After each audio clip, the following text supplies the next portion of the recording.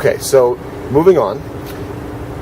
You know what this project is. You know how we're sort of trying to tell the story, and we have an idea of who might be seeing it, and hopefully that number will grow over time. You're an organizer, an entrepreneur, have been for a number of years. What one lesson could you share? What piece of advice could you share from your life as an entrepreneur and organizer to anyone who might interact with this project? I think just going back to what I was saying a second ago about how vital strong relationships really are, and that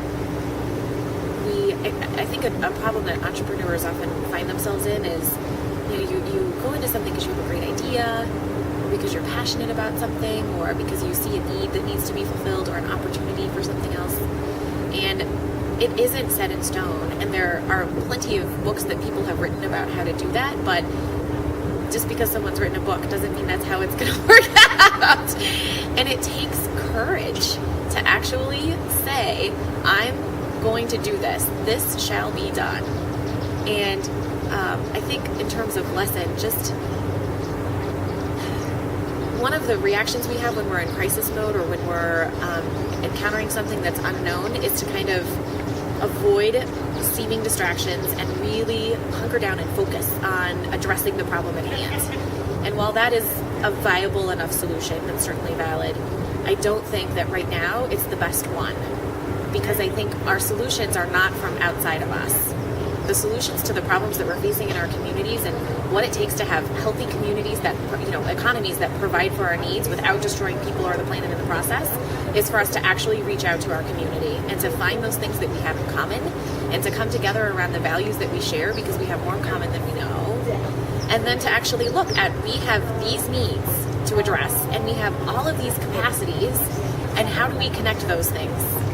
And if we can be creative and courageous in addressing that, how do we connect our needs and our resources and capacities together in a most efficient way, we can solve all of it. We can't do it without doing all of that.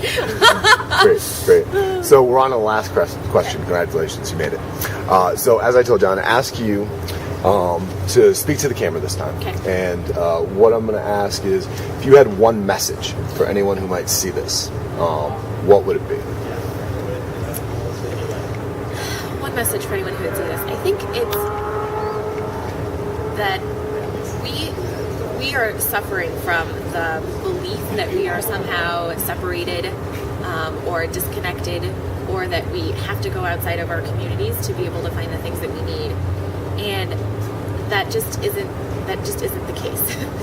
We have capacities beyond measure, and we have an abundant world of resources, and we really can work together to create communities and economies that actually support one another, where we can thrive together. And it really starts by coming together and being willing to connect and be